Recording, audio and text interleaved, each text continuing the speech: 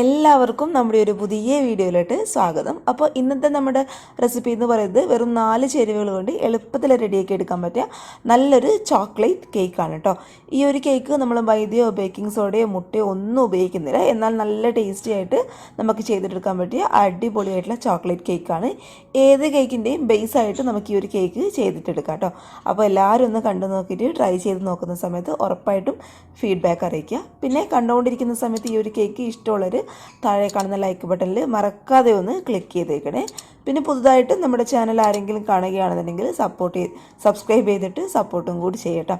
അപ്പോൾ നമുക്ക് വേഗം തന്നെ ഈ ഒരു 4 ചേരുവകൾ വെച്ചിട്ടുള്ള യമ്മി ആയിട്ടുള്ള ചോക്ലേറ്റ് കേക്ക് എങ്ങനെ ഉണ്ടാക്കുന്നതെന്ന് ഒന്ന് കണ്ടു നോക്കാം. ഈ ഒരു കേക്ക് റെഡിയാക്കി എടുക്കാൻ വേണ്ടിയിട്ട് ഗുഡ് ഡേയുടെ ചോക്കോ ചിപ്സ് എന്നുള്ള ഒരു ബിസ്ക്കറ്റിൻ്റെ 2 പാക്കറ്റാണ് കേട്ടോ ഞാൻ എടുത്തിട്ടുള്ളത്.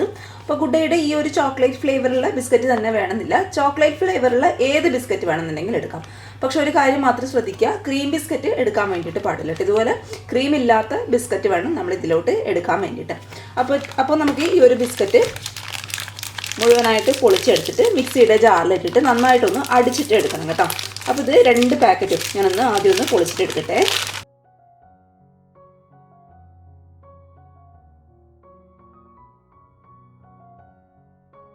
രണ്ട് പാക്കറ്റ് ബിസ്ക്കറ്റും ഞാൻ ഇതുപോലെ ഒന്ന് പൊളിച്ചെടുത്തിട്ടുണ്ട്. ഇനി നമുക്ക് ഈ ഒരു ബിസ്ക്കറ്റ് എല്ലാം കൂടി മിക്സിയുടെ ജാറിലിട്ടിട്ട് നന്നായിട്ടൊന്ന് അടിച്ചിട്ട് എടുക്കണം കേട്ടോ.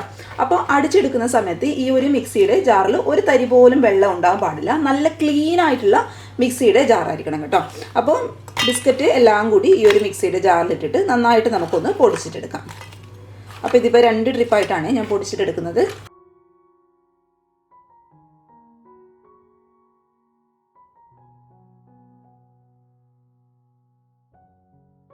ബിസ്ക്കറ്റ് കണ്ടില്ലേ, നല്ല രീതിയിൽ നല്ല ഫൈൻ പൗഡറായിട്ട് ഞാൻ ഇതുപോലെ ഒന്ന് പൊടിച്ചെടുത്തിട്ടുണ്ട് കേട്ടോ. ഒരു തരി പോലും കട്ടകൾ ഉണ്ടാകാൻ പാടില്ല. കട്ടകൾ ഉണ്ടെന്നാൽ നമ്മുടെ കൈ വെച്ചിട്ട് വീണ്ടും നന്നായിട്ടൊന്ന് പൊടിച്ചിട്ടെടുക്കുക കേട്ടോ. കട്ടകൾ ഉണ്ടായി കഴിയുന്നാൽ നമ്മുടെ കേക്ക് പൊങ്ങി വരാനും അത് സോഫ്റ്റായിട്ട് കിട്ടാനൊക്കെ ബുദ്ധിമുട്ടായിരിക്കും. നമ്മൾ വിചാരിച്ച രീതിയിൽ കേക്ക് അങ്ങോട്ട് സോഫ്റ്റായിട്ട് വരികയും ചെയ്യില്ല. അതേപോലെ അതിൻ്റെ ടേസ്റ്റ് ആകെ മൊത്തം അങ്ങോട്ട് കുറഞ്ഞു പോകും കേട്ടോ. അതുകൊണ്ട് കട്ടകൾ ഉണ്ടെന്നുണ്ടെങ്കിൽ കൈ വെച്ചിട്ട് ഇതുപോലെ നന്നായിട്ടൊന്ന് തപ്പി നോക്കിയിട്ട് കട്ടകൾ കിട്ടുകയാണെന്നുണ്ടെങ്കിൽ കൈ വെച്ചിട്ട് തന്നെ ഉടച്ചു കൊടുക്കുക കേട്ടോ. അപ്പോൾ ആ ഒരു കാര്യം പ്രത്യേകം ഒന്ന് ശ്രദ്ധിച്ചേക്കണേ.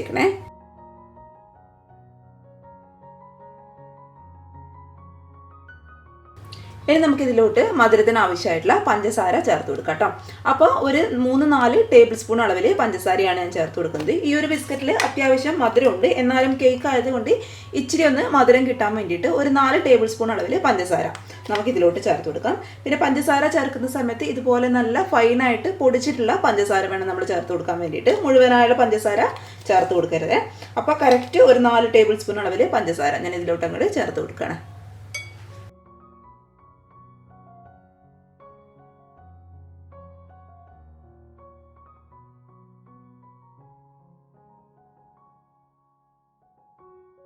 ഇനി ഇതെല്ലാം കൂടി നമുക്ക് നന്നായിട്ടൊന്ന് മിക്സ് ചെയ്തിട്ട് എടുക്കാം.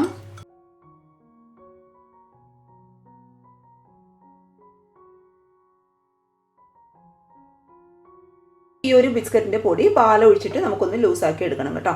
പാലെന്ന് പറയുമ്പോൾ ഞാനിപ്പോൾ 250 ml കപ്പിൽ നിറയെ പശുവിൻ പാലാണ് കേട്ടോ എടുത്തിട്ടുള്ളത്. അപ്പോൾ ഇത് ഇളം ചൂടുള്ള പാലാണ്, ഒരുപാട് ചൂടില്ല, നമുക്ക് കൈയൊക്കെ കുത്താൻ പാകത്തിലുള്ള ഒരു ഇളം ചൂട് മാത്രം കേട്ടോ. പാല് മുഴുവനായിട്ടും ഈ ഒരു ബിസ്ക്കറ്റിൽ ഒഴിച്ചു കൊടുക്കാതെ കുറച്ചായിട്ട് ഒഴിച്ചു കൊടുത്തിട്ട് നമ്മൾ സാധാരണ ചെയ്യുന്ന എല്ലാ കേക്കിൻ്റെ റെസിപ്പിയിലും ചെയ്യുന്നവരെ ജസ്റ്റ് ഒന്ന് ഫോൾഡ് ചെയ്തിട്ട് എടുക്കാം കേട്ടോ. അപ്പോൾ കുറച്ച് പാല് നമുക്ക് ആദ്യം ഒഴിച്ചു കൊടുക്കാം.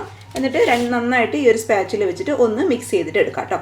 എല്ലാം കൂടി ഒരുമിച്ച് ഒഴിച്ചു കൊടുക്കരുത്, കുറച്ചായിട്ട് ഇതുപോലെ വേണം നമ്മളിൽ നിന്ന് ഒഴിച്ചു കൊടുക്കാൻ വേണ്ടിയിട്ട്. അപ്പോൾ പതുക്കെ ഒന്ന് ഫോൾഡ് ചെയ്തെടുത്താൽ മതി.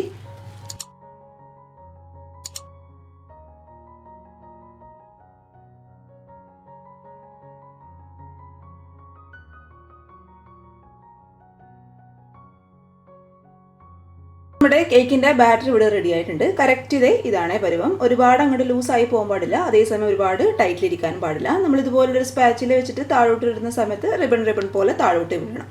അതാണ് നമ്മുടെ കേക്ക് ബാറ്ററിൻ്റെ കറക്റ്റ് പരുവം. അപ്പോൾ 250 ml കപ്പിൽ 1 കപ്പ് പാല് മുഴുവനായിട്ട് ഞാൻ എടുത്തിട്ടുണ്ടായിരുന്നു. അതിലൊരു 2 ടേബിൾ സ്പൂൺ അളവ് പാല് മാത്രമേ ബാക്കിയുള്ളൂ കേട്ടോ.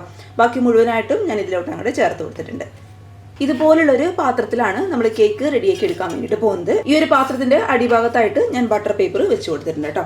ഇനി കംപ്ലീറ്റ് ആയിട്ടുള്ള ബാറ്റർ നമുക്ക് ഈ ഒരു പാത്രത്തിലോട്ട് അങ്ങോട്ട് ഒഴിച്ചു കൊടുത്തേക്കാം.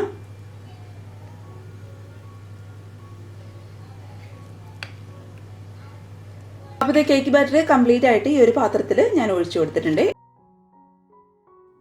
ഇനി ഈ ഒരു കേക്ക് ടിന്ന് പതുക്കെ ഒന്ന് തട്ടിക്കൊടുക്കുക കേട്ടോ.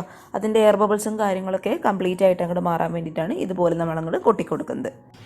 അതിനിടയിൽ നമ്മുടെ ഓവൻ സെറ്റപ്പ് ഇവിടെ റെഡി ആയിട്ടുണ്ട്. ഈ ഒരു പാത്രത്തിൻ്റെ ഉള്ളിലായിട്ട് ഒരു റിങ് ഞാൻ വെച്ച് കൊടുത്തിട്ടുണ്ട് കേട്ടോ. എന്നിട്ട് ഒരു ലോ ഫ്ലെയിമിൽ 10 മിനിറ്റ് അടച്ചു വെച്ചിട്ട് നന്നായിട്ടൊന്ന് ചൂടാക്കി എടുത്തതാണ്. നന്നായിട്ട് ചൂടാക്കി എടുക്കുന്ന ഈ ഒരു പാത്രത്തിൽ വേണം പതുക്കെ നമ്മൾ ഈ ഒരു കേക്ക് ടിൻ അങ്ങോട്ട് ഇറക്കി വെച്ച് കൊടുക്കാൻ വേണ്ടിയിട്ട്. ഇത് നന്നായിട്ടൊന്ന് നമുക്ക് അടച്ചു വെച്ച് കൊടുക്കാം. ഇതുപോലുള്ള കുഞ്ഞു ഹോൾസ് ഉള്ള അടപ്പ് വെച്ചിട്ടാണ് നിങ്ങളിത് അടച്ചു വയ്ക്കുന്നതെങ്കിൽ ഈ ഒരു ഹോൾസ് എന്തെങ്കിലും ഒരു പേപ്പറും കാര്യങ്ങളൊക്കെ വെച്ചിട്ട് നന്നായിട്ട് അങ്ങോട്ട് കവർ ചെയ്ത് കൊടുക്കുക കേട്ടോ. അല്ലാന്നുണ്ടെങ്കിൽ ആവി അതിലേക്ക് കൂടി അങ്ങോട്ട് പുറത്ത് പോകാനുള്ള ചാൻസ് ഉണ്ട്. അപ്പോൾ നന്നായിട്ട് സെക്യൂറായിട്ട് അതങ്ങൊരു പേപ്പർ പീസ് വെച്ചിട്ടൊന്ന് അടച്ചു വെച്ച് കൊടുക്കാം. എന്നിട്ട് ഏറ്റവും ലോ ഫ്ലെയിമിൽ കറക്റ്റ് 30 മിനിറ്റ് ഈ ഒരു കേക്ക് നമുക്ക് നന്നായിട്ടൊന്ന് ബേക്ക് ചെയ്തിട്ടെടുക്കാം.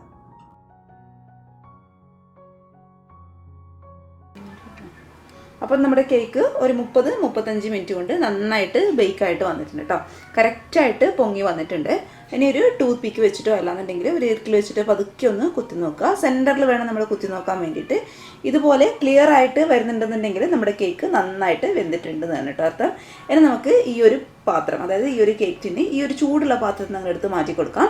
കേക്ക് നമ്മൾ ഇപ്പോഴും മാറ്റാൻ വേണ്ടിയിട്ട് പാടില്ല. ഈ ഒരു പാത്രത്തിൻ്റെ ചൂട് കംപ്ലീറ്റ് ആയിട്ട് മാറിയതിന് ശേഷം മാത്രമേ മാറ്റി കൊടുക്കാൻ വേണ്ടിയിട്ട് പാടുള്ളൂ കേട്ടോ. അപ്പോൾ ഈ ഒരു കേക്കിന് ഞാൻ ഈ ഒരു പാത്രത്തിൽ നിന്ന് പതുക്കെ അങ്ങോട്ട് എടുത്ത് മാറ്റട്ടെ. അപ്പോൾ നമ്മുടെ ചോക്ലേറ്റ് കേക്കിൻ്റെ ഈ ഒരു ചൂടൊക്കെ കംപ്ലീറ്റ് ആയിട്ട് മാറിയിട്ടുണ്ട്. ഇനി ഒരു കത്തി വെച്ചിട്ട് സൈഡിൽ നിന്ന് പതുക്കെ ഇതുപോലെ അങ്ങ് തട്ടി കൊടുക്കുകയാണെന്നുണ്ടെങ്കിൽ പെട്ടെന്ന് നമുക്ക് ഈ ഒരു ചോക്ലേറ്റ് കേക്ക് ഈ ഒരു പാത്രത്തിൽ അങ്ങോട്ട് വിട്ട് കിട്ടും കേട്ടോ. അപ്പോൾ ഇത് നമ്മുടെ അടിപൊളിയായിട്ടുള്ള നല്ല സോഫ്റ്റ് ആയിട്ടുള്ള ചോക്ലേറ്റ് കേക്ക് ഇവിടെ റെഡി ആയിട്ടുണ്ട്. ഈ ഒരു ബട്ടർ പേപ്പർ ഈ ഒരു പാത്രത്തിൽ തന്നെ അങ്ങോട്ട് ഒട്ടി പിടിച്ചിരിക്കുകയാണ് കേട്ടോ. അപ്പോൾ ഇത് നല്ല സോഫ്റ്റ് ആയിട്ടുള്ള കേക്കാണ്. ഇനി ഇതിങ്ങനെ കട്ട് ചെയ്ത് കഴിക്കുകയാണെന്നുണ്ടെങ്കിൽ നമുക്ക് ഇങ്ങനെ കഴിക്കാം. ഞാനൊരു പീസ് ഒന്ന് കട്ട് ചെയ്തിട്ട് കാണിച്ചു തരാം. അത് നല്ല സോഫ്റ്റ് ആയിട്ടുള്ള ചോക്ലേറ്റ് കേക്കാണ് കേട്ടോ. ഉള്ളൊക്കെ നല്ല സ്പഞ്ച് പോലെയായിട്ടാണ് ഇരിക്കുന്നത്. നമുക്കിതൊക്കെ ഏത് കേക്കിനും ബേസ് ആയിട്ട് ചെയ്തെടുക്കാൻ പറ്റിയ അടിപൊളിയായിട്ടുള്ള കേക്കാണ് കേട്ടോ. ഇത് നല്ല സോഫ്റ്റ് ആയതുകൊണ്ട് ഇതിങ്ങനെ അങ്ങോട്ട് പൊടിഞ്ഞു പോവാണ് കേട്ടോ. അത്ര സോഫ്റ്റാണ്. തൊടുമ്പോൾ തന്നെ അതങ്ങോട്ട് എന്താ പറയുക പൊടിഞ്ഞു പോവാണ്. നല്ല സോഫ്റ്റ് ആയിട്ടുള്ള കേക്കാണ്. ഇനി ഇതിങ്ങനെ കഴിക്കുകയാണെന്നുണ്ടെങ്കിൽ ഇങ്ങനെ കഴിക്കാം.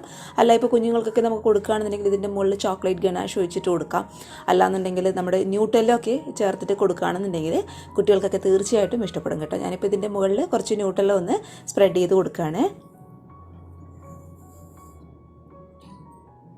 അപ്പോൾ ഇത് നമ്മുടെ നല്ല യമ്മി ആയിട്ടുള്ള ചോക്ലേറ്റ് കേക്കാണിത്. അപ്പോൾ എല്ലാവരും ഒന്ന് റെഡിയാക്കി നോക്കുക. റെഡിയാക്കി നോക്കുന്ന സമയത്ത് നിങ്ങളുടെ അഭിപ്രായങ്ങൾ കമൻറ്റ് ബോക്സിൽ വന്നറിയിക്കുക. പിന്നെ വെറും 4 ചേരുവകൾ വെച്ചിട്ട് മാത്രമാണ് നമ്മൾ ഈ ഒരു കേക്ക് റെഡിയാക്കി എടുത്തിട്ടുള്ളത്. പിന്നെ ഗനാഷ് ഒഴിക്കണോ അതിൻ്റെ മേലെ ന്യൂട്ടെല്ല ആക്കണോ ഇല്ലാന്നുണ്ടെങ്കിൽ പ്ലെയിൻ ആയിട്ട് കഴിക്കണമെന്നൊക്കെ നിങ്ങളുടെ ഇഷ്ടത്തിനനുസരിച്ചിട്ട് കഴിക്കുക കേട്ടോ. അപ്പോൾ എല്ലാവരും ഒന്ന് ലൈക്ക് ചെയ്യുക, മറക്കാതെ കമൻറ്റ് ചെയ്യുക. പുതുതായിട്ട് നമ്മുടെ ചാനൽ ആരെങ്കിലും കാണുകയാണെന്നുണ്ടെങ്കിൽ സബ്സ്ക്രൈബ് ചെയ്തിട്ട് സപ്പോർട്ടും കൂടി ചെയ്യാം. അപ്പോൾ നാളെ ഇതിനേക്കാൾ നല്ലൊരു വീഡിയോ ആയിട്ട് കാണും വരെ thank you for watching സിംനാസ് food world. Bye bye.